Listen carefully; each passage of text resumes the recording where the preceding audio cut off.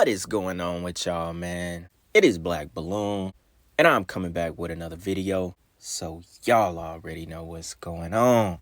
Alright, y'all. Now, today we are coming back with a part 2 to the most recent video we did on the channel, which was about UFOs, a little bit about fallen angels, and the demonic presence of UFOs, and the fact that we believe they are spiritual more than physical, right? Now, in this video, I have a very, very interesting clip. Some of y'all may have seen this clip before because it went around a lot on YouTube about 4 to 5 years ago, right?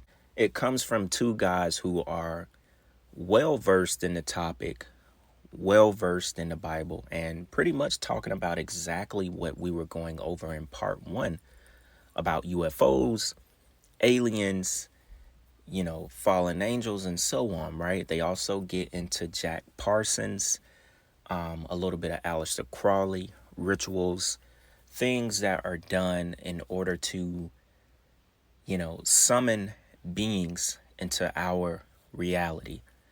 And it all ties back to UFOs, alien presence, higher entities, demonic entities, kind of like the same thing that CERN is attempting to do, which is break through the veil, the barrier that protects us from darkness, from the spiritual realm.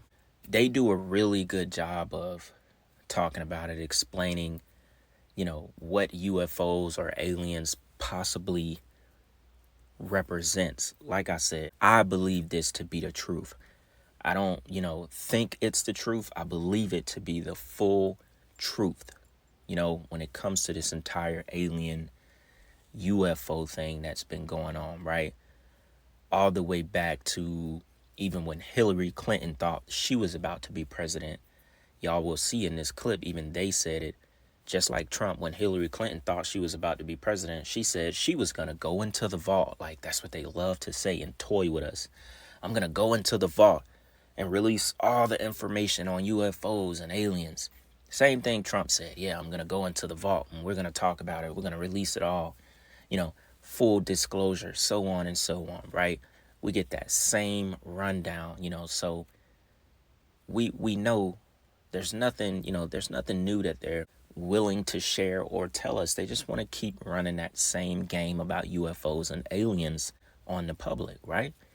So this clip, y'all, I think y'all will enjoy this clip. I think I'm going to break it up because the actual interview is about 50 minutes long. It's tons of information throughout the entire clip. I could link that in the description as well if y'all want to watch the entire thing. But I'm going to break it up into 2 parts that I really wanted y'all to hear. And we're also going to go over an article about a group called the Collins Elite and what they had to do with Jack Parsons and the rituals that he ran, some of those Aleister Crowley, Thelema type rituals in order to invite, these creatures or entities that they call aliens and UFOs into our realm, right? Because all of this started back in the 40s when the Nazis and the Vril Society was doing the exact same thing, contacting these entities, right? It all circles back to where it was started, where it began. So with that being said, y'all, check this out. Looked at this alien question. You can go back to even the past election in 2016. Hillary was talking about how if she won, she was going to open the vault and get into basically exposing what the UFOs are and the alien question. We wanted to look at it in the biblical aspect of it and to try to break down, what are we dealing with here? Because the world does have this answer, but as we found out, so does the Bible. We understand that the Antichrist is coming on the face of the earth. There will be an Antichrist. And we know that he has fallen angels that are going to be working with him. He's going to have a demonic army. He's going to have all types of lying signs and wonders. The Bible talks about these lying signs and wonders. And if it were possible, the elect would be deceived by his cunning. I believe the aliens in the last days, which we don't really believe them to be space aliens, and we'll get into that here in a few minutes, but I believe that the alien entities, the higher entities, they will likely use some type of a cataclysmic event, something major, whether it's real or synthetic. We know about Project Bluebeam. Mm-hmm. We know about technology where they can project an image in the sky. There's going to be things that come upon this earth that are going to cause men's hearts to fail them.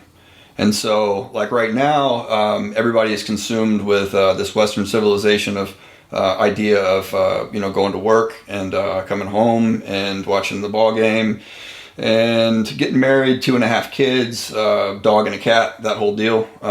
There's no room for supernaturalism there. But when that does take place, it's going to flip the world on its head. And so I think that this is kind of like we've already seen like a soft disclosure take place. And I think it's prepping the world for that. But even more so, I believe that it's tying into what the Bible says is going to take place. And ultimately, it's going to be pointing the world towards an antichrist, towards a false prophet promoting that antichrist. He's going to be able to call fire down from heaven. It's going to be some supernatural feats taking place in the eyes of men. And so if the world doesn't have a supernatural worldview, that's going to give it to them. I think that all this is going to culminate pointing people to this so-called messianic figure that's going to be in the place of Christ. And for the church, the big thing on that end of things is that if they don't have a supernatural worldview, if they see this coming upon the world, if just specifically in Matthew 24, people claiming to be anointed, people claiming to be Messiah, which is just another word for anointed, and underneath that, anointed for an office, they're going to be coming in the name of Jesus. So they get their foot inside the church doors, and they're saying they're anointed, and they're going to be doing crazy lying signs and wonders. And so that would be believing in what they see and what they experience versus having faith in God and His Word. No, Jesus said that there's coming a time where they're going to say to Him, "Lord, Lord, I did all this good stuff in Your name." The thing that gets my attention there is that he mentioned some specifics like casting out demons mm-hmm. in Your name. Mm-hmm. I mean, there's a major denomination right now that they make their big deal on casting out demons. There's a couple of them, actually. There's going to be people that think they're operating in spiritual gifts, yet Jesus is going to say, "I never knew you." Man. But what we're talking about with this alien idea, the aliens are going to be giving different types of experiences to people. This is what people have to understand. The experiences have to be tested with Scripture. Mm-hmm. Because otherwise, we're going to accept them because they're supernatural experiences, whether it's a supernatural healing, whether it's some type of a prophetic event where they speak a word of knowledge or they know something about your history, whatever it may be. The aliens could have a cure for cancer. The aliens. These higher entities are coming from a different place than us. They're not earthborn. The only ones that could be earthborn would be the demons, which came through the line of the Nephilim. And obviously that's a little bit of a different scenario. Mm-hmm. It ties in together.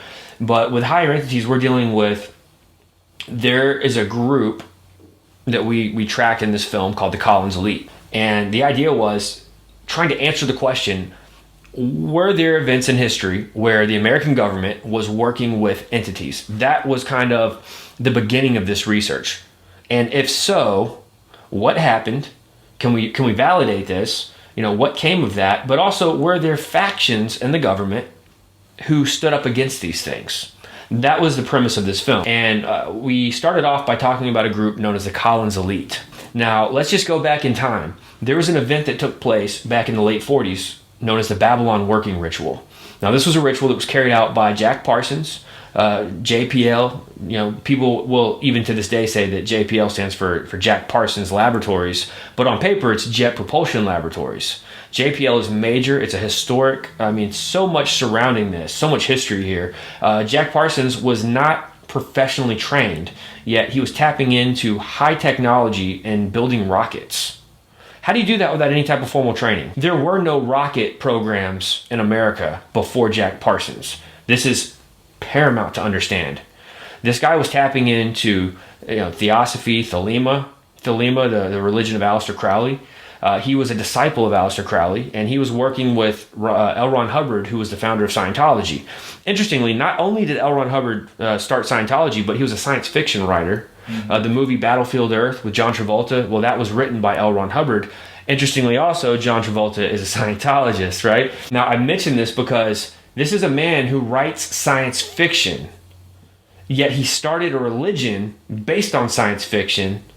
There has to be something in there where he's getting these clues and these ideas. He's getting these from another realm. From that point, they ripped a hole open into space-time. And from that point afterwards, you had, regardless of what Parsons actually successfully completed during that with the Whore of Babylon and different things, after that, you had the Roswell incident. You had the Kenneth Arnold sightings. You had in '53 there was the swarm of UFOs that flew over the White House, and so there's this unleashing of supernatural activity that took place after that ritual was performed. All right, y'all. Now they start the interview off going right in, getting to the thick of the information and where all of this UFO and alien stuff originated, right? Especially when it has to do with these rituals, the religion of Thelema with Aleister Crowley, Jack Parsons. So look, it gets very interesting. I got an article I want to read just so we could get to know Jack Parsons a little bit more before we continue on with the clip, okay? Jack Parsons was the original Rocket Man. Notice that they said he had no formal training. He just basically jumped into this stuff by way of, I guess, understanding or through rituals or, who knows how he was able to obtain some of the knowledge that he had about rockets and so on, right? One thing I do want to say, though, that really caught my mind, really caught my eye, it doesn't really have to do with anything about this, was what the guy with the long ponytail said about people who think they're working in spiritual gifts, but God will tell them, I never knew you. I thought that was super important for people to listen to and think about, because a lot of people out there think they are actually doing the works of God, but they really don't have a foundation in Christ. They really don't believe, lukewarm, as a lot of people like to call it, and they think they are actually operating in spiritual gifts from God. They think they are actually doing good for people, when in actuality, you don't really know God. You don't really talk to God. You don't really love God. You don't really give it up. You don't sacrifice things in your life so, God can show you the true path you are supposed to go down. A lot of times you don't realize what's right in front of you, what God is actually trying to show you, because you refuse to pay attention to it, because it's really all about you and your ego. At the end of the day, we all fall short, but we must have and create that relationship with God and get our hearts in the right place, before things take a turn for the worse. So it says, his story is a strange one that verges on being absolutely unbelievable. Often referred to as the ultimate mad scientist, Parsons' research in the field of rocketry basically gave birth to NASA and allowed for mankind to release itself from the atmosphere and deep into supposed space. A true Hollywood boy, Parsons was born on October 2nd, 1914 in Los Angeles, and quickly became fascinated by rockets, inspired by many pulp sci-fi magazines he would read as a young boy. Now check this out. It is also said that as a child, he would perform rituals to manifest the devil in his bedroom. Think about that, y'all. This goes back to what I was talking about at the end of, I think, the most recent video we did, or it was the one before that, where I was talking about, everybody is not humans. They may bleed the way that we do. They may look the way that we do, but they are not actually us. This is one of those situations where that comes into play. I just can't, I just don't believe these people are human like us, that they possess the same soul that we possess, the same connection to God, because as a kid, he's already doing rituals to manifest the devil in his bedroom. What does he know about life to be doing rituals to manifest the devil? This is one of those situations where I feel like he's one of those people, that they're not human. They just look like us, they bleed like us, but they're not us, y'all. And that's one thing we got to realize. Like this bloodline of the Nephilim, like as in what, when we were watching that Pastor Darby clip, their bloodline still runs deep. And this is what some of these people are. They're not human like us. And I fully believe that these people are out there. And, some of them have already passed on. But, those spirits, that spirit that resides in them, it still lurks. It still, can possess people, especially the people of that particular bloodline that Jack Parsons may have been a part of. That's just me thinking about the fact that, he could have been tied to, and that's just me thinking about the fact that, he could have been a part of a bloodline that got him to where he is or where he was back at that time. It says this obsession grew and grew over time as far as him trying to manifest the devil. And after graduating high school, the young man alongside his best friend Ed Foreman linked up with Frank Molina, a graduate student at the California Institute of Technology, forming what they would call the squad. I can't say that S word, y'all. Y'all already know what YouTube would do. Whilst the idea of rockets were perceived as nothing more than sci-fi fantasy, him and his peers moved forward with their experiments and research, proving that Parsons was a natural genius when it came to developing chemicals and mixing them in exactly the right amounts that these reactions could be so explosive, but controllable. This knowledge was later used by NASA. Of course, with this knowledge came questions and queries of who exactly was Jack Parsons, and what the man had uncovered was shocking beyond belief. Here's a picture of Aleister Crowley. While Parsons was pioneering rocket science, he was also an avid follower of occult circles in Hollywood. He was an attendant of the Ordo Templi Orientis and took part in meetings led by the father of modern-day occultism, Aleister Crowley. He was even appointed West Coast leader of the OTO by Crowley himself. Now, you have to imagine, because it goes back to the book of Enoch and the fallen angels. Remember, the fallen angels basically taught humans everything that they wasn't supposed to teach them. And if this guy just had this natural, curiosity, or he was a natural genius, supposedly, when it came to developing chemicals and mixing them in exactly the right amounts so that the reactions could be explosive but controllable, you wonder where he got that knowledge from. If he was trying to summon the devil as a kid, then I'm pretty sure he was able to reach some of these entities that, taught him what he knew. Or, he was possessed by some of these entities, and that is what was natural to him. Things that needed to be done in order to, complete the rituals of the future that they really wanted to obtain, the knowledge they were really seeking. Now, here's some more freaky stuff. Through the money he was making in his rocket business, he bought a mansion in Pasadena, California, which became a party house to facilitate occult rituals and orgies. Now, in all kind of rituals, occultism, sex is always involved. Why? Because it is magic, and that is what it is used for. Same with the Diddy thing, everything. It's all about sex. It's very spiritual, but we know that already, right? These stories led to Parsons being a bit of a liability to the government, and he was paid out his shares of Aerojet and was cast out from the field he had developed himself. This led to a further delve into the occult. In 1946, he would host a series of ritual rites, which he called the Babylon Working. Remember, that's what they were talking about in the clip, which he performed alongside Scientology founder L. Ron Hubbard. That's another guy that they mentioned in the clip. The ritual was performed from January to March, over 2 months. An effort to manifest an incarnation of Babylon, a divine feminine spirit described by Aleister Crowley in his 1917 novel, Moonchild.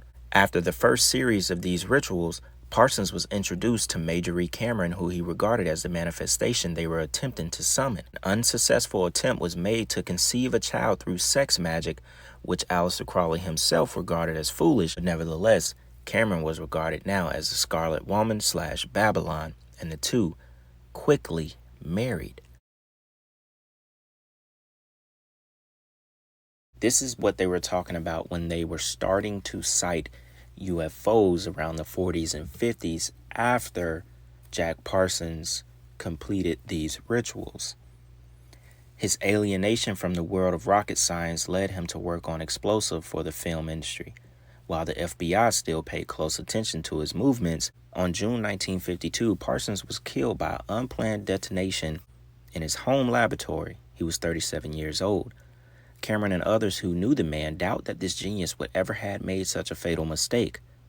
A UFO sighting above Washington, D.C. just after his death led her to believe that this was Parsons making communication. Unfortunately, her mental state began to deteriorate, and in 1952, she gathered a small clique of practitioners to create a cult called the Children, whose aim was to create a mixed-race society of moon children who would be devoted to the Egyptian god Horus. Now, the crazy thing about that children cult, it makes me think about River Phoenix and the Children of God cult that he was in, which was also in California as well. And that might actually be the same cult, but maybe back then it was just called the Children, and by the time River Phoenix made his circle through it, it was called the Children of God cult. I'm not really sure on that, but it makes me think about that because y'all remember we did do a video on River Phoenix, and we talked about the Children of God cult. So y'all, that was pretty interesting, and it gives us a deeper understanding of who Jack Parsons was and his role in basically starting the ground for NASA. We know NASA also consists of a bunch of those German scientists who, was first a part of this whole UFO and creating flying saucers and so on, right? So it gives us a very good background that we should understand about where all of this stuff started when it comes to summoning these, higher entities or these demonic beings that manifest into UFOs, or if you want to call them, aliens. So with that being said, y'all, we'll jump back into this clip, then we'll come back and talk about it a little bit more. Check this out. Babylon working was successful according to Jack Parsons. Matter of fact, Parsons said in his Antichrist manifesto that they were successful and that a child was conceived in that act, and that there was a spirit known as Hilarion. The Whore of Babylon was what they were trying to bring about. They believed what we believe, in that America was the final Babylon. Like, this was the revived Babylon. They believed it, and they were occultists. We're Christians, and we believe it. There's evidence to back this up. But yes, let's backtrack just for a second. What happened was they opened up this portal. They created a rift, and entities began to come through. Not just this Whore of Babylon being birthed, but other entities, because people all over the place started having paranormal encounters, and they began to report this to law enforcement, report this to the FBI, report this to whatever agency they could get in touch with. And so the federal agencies said, we've got to come up with an answer for this. We were not prepared for any of this. There's UFO activity. There's talk of entities and demons and winged creatures and just all kinds of weird, just paranormal demonic activity following this ritual that Jack Parsons said finally worked. Wow. They did the ritual for a couple years. It finally worked, finally stuck. And that's what a scientist does. A scientist is going to work at something. He's going to work at the hypothesis until it's proven true or false. Now, finally, the researchers, the government puts together this group that says we're going to get answers to what exactly took place out there in the desert in California by Jack Parsons and L. Ron Hubbard. They go to Jack Parsons. And keep in mind, Jack Parsons is also working with the government. He's now been given, special privileges on things. So they go to him and they say, Jack, all of this stuff that's happening right now, did you do this? Did you do this? And he said, I think so. Now, shortly thereafter, Jack Parsons blows himself up in a lab. Accidental. It was not intentional. They're trying to figure out how to undo what Jack Parsons did. So they go through satanic rituals to communicate, because that's the only method of communication that they know that works to contact these entities. In doing this, there's a small faction known as the Collins Elite. This is where our film picks up. The Collins Elite was a small group inside of this larger group that was originally created to get answers to all of this. But once they began to engage in satanic rituals and magic and alchemy, this group says, hey, you know what? This is not what we signed up for. This small group raises up. It's a faction. It's a counterpoint group, which means that they are no longer in agreement with the big group. They have a different opinion.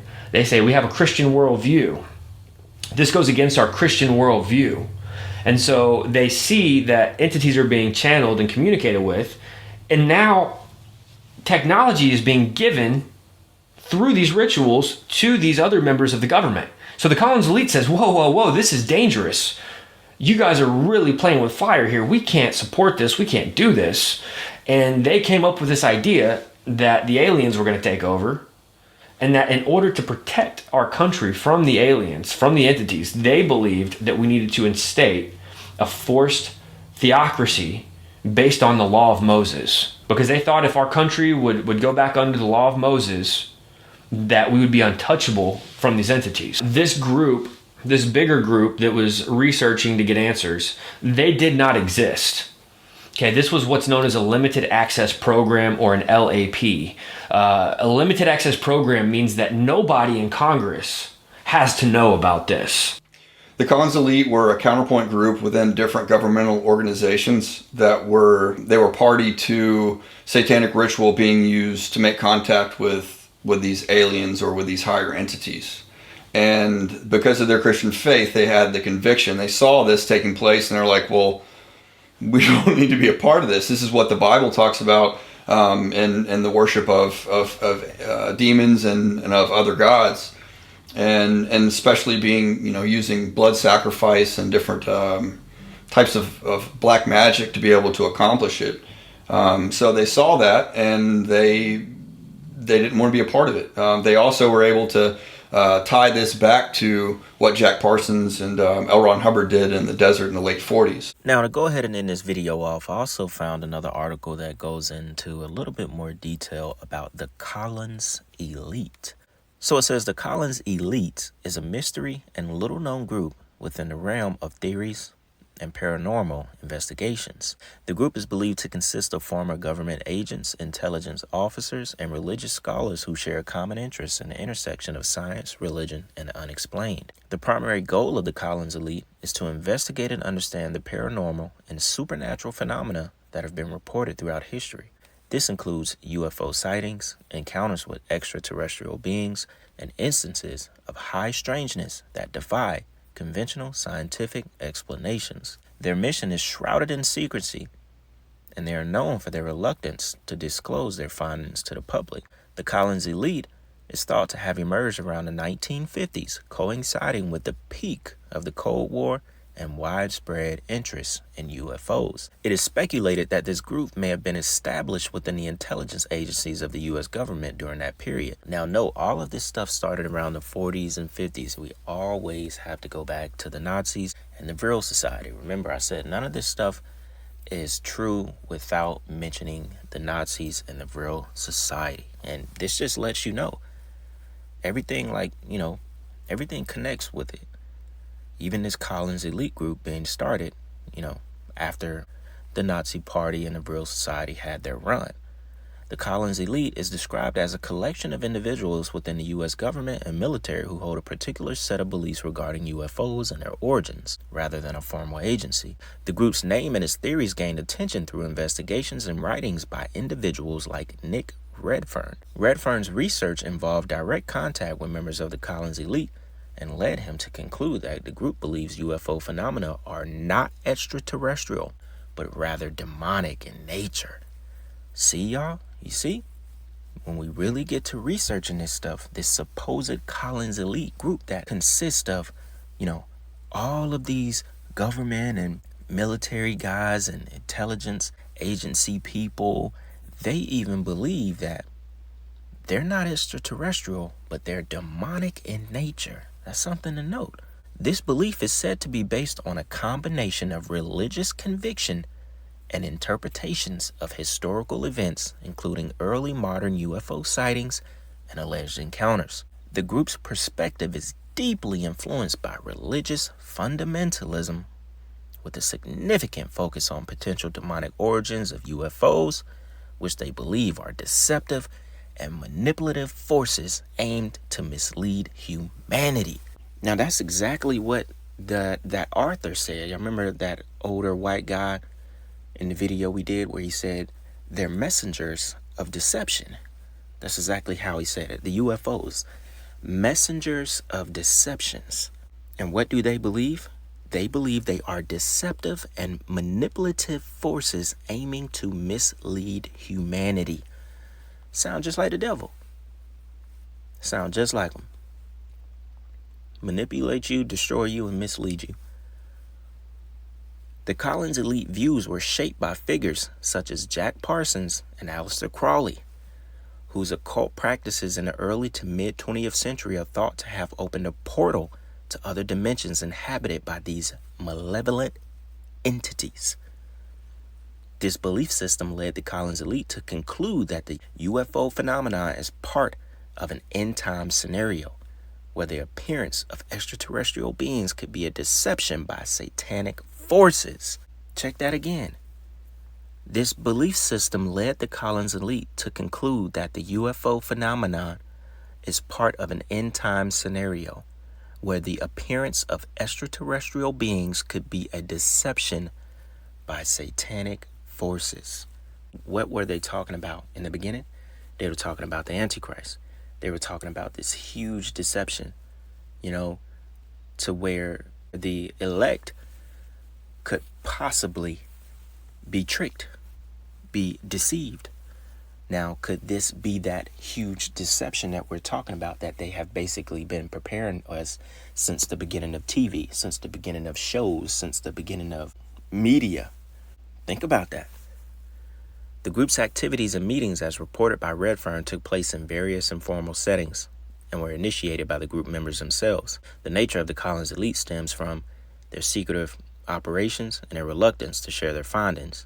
They believe that the information they have uncovered about the paranormal and supernatural is too sensitive and potentially destabilizing for society at large.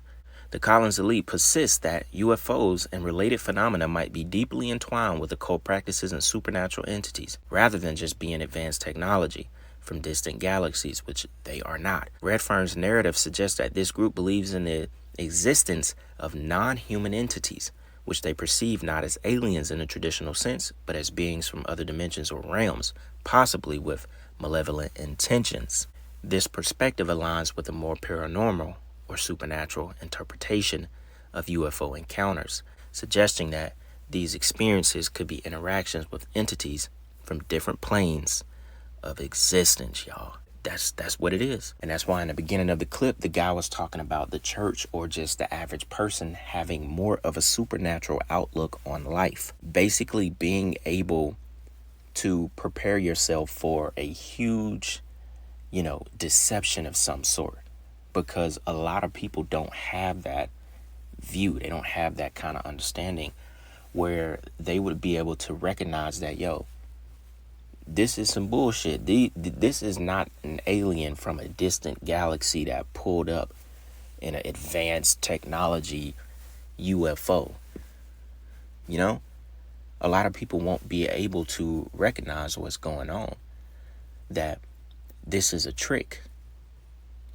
These are demonic beings that were summoned, that were brought here with rituals and the biggest machine underground in the world, as in CERN, the Hadron Collider.